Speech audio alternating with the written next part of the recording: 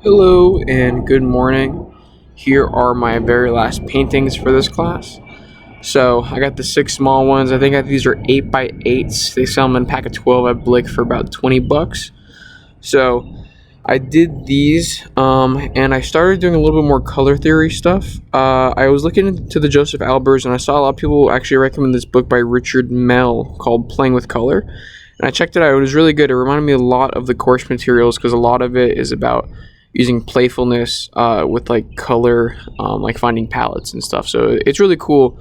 I think that is one way I'm going to continue my work after this class ends. So before I got your feedback, I was already starting on two paintings here. I personally think they could have turned out a little bit better here.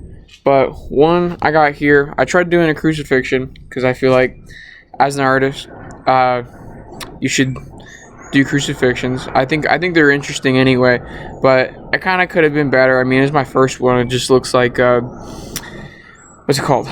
You kind of, I don't know why I felt compelled to do the half and half. I just saw the visual in my head and it looked really cool. I think there's probably more crossing over and it looking more fleshy, but instead of it looking fleshy, it kind of turned out to be like sour worm Christ on the fruitcake cross. So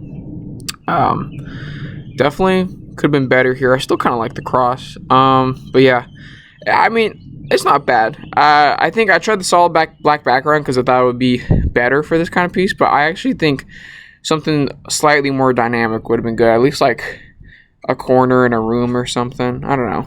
But that was the first one. And this one, I did everything besides the like dots on here before the last one. And I still like the colors I chose here a lot. I actually redid this palette in one of the other ones. I don't know if you saw, but the polka dots were really hard to do, and I clustered them way too close together, so it kind of made it look a little bit muddy. So I'm going to actually repaint over this yellow circle and try this again, probably with much larger dots, just to make it, I don't know, a little bit easier to manage, because my brushes were a little bit bigger than I thought, so doing that size made it really hard to control. But yeah, that was this one, and as you can see, kind of tried moving that palette to this one. So I don't have any names for this, but I'll just go and talk through them one by one. So this is the first one here.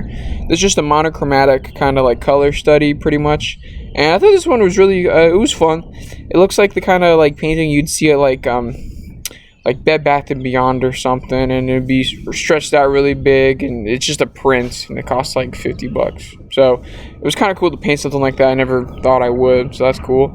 And these two guys are pretty similar here.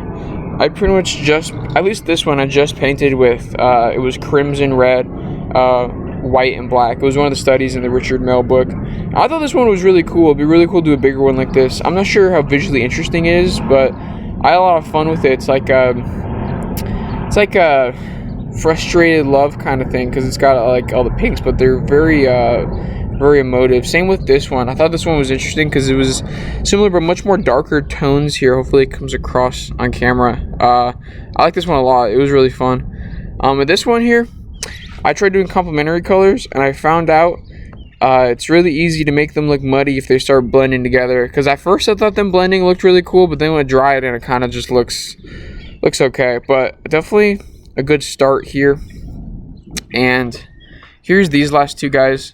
And this one here is based off that color palette right there. And the thing I really like about this one is the outside colors are really warm and the inside colors is cool, so it creates this really strong contrast. What it reminds me of, I'm not sure if you've played the games, but if you've played Silent Hill, I think 2 and 3 both have it. I remember mostly in 3, they have like those like red like saves. Like on the wall, just the red pieces of paper, and they have like this sharp contrast on like the whole background. So I was thinking about that while I was painting this, because I really like that idea of having that like on a wall somewhere like that, because it draws your eye to it really quickly. And I think doing the cool color surrounded by the warm color does that in like an interesting way. And this one here, I had fun with this one. The color scheme here, it kind of reminds me of like Scooby-Doo, like, you know, the original one from like the 50s or 60s.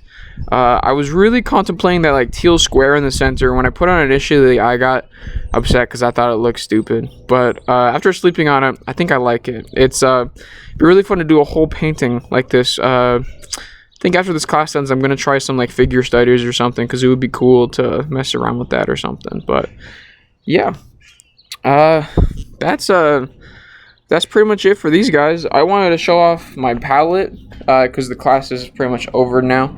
So this is the wood palette I kind of ruined with this class. It was completely clean as of a month ago, and now it's just like a totally like a mountain of paint here. And I went through all these palettes, all of paint. There's been a lot of other paintings I tried in this class and then like completely threw away or just like completely painted over because I didn't like how they turned out. But I've been really proud of the progress I've been making, because I think I've grown at least a lot in like the past month-ish. So I wish I could have painted a lot more for this class, but I'm really happy with how it all turned out. It reminds me of a lot of when I first started drawing. I was just drawing and it was really amateur, but there was like a glimmer of something that could be cooler. But after I did it for like 2 years, I think I can make pretty cool stuff now. So hopefully if I keep painting, I can paint some pretty cool semi-professional looking stuff. So yeah, if you have any other resources that you think I should check out, I would really appreciate it, because I'm really loving painting now. So thank you for the class, and yeah, thank you for watching as well.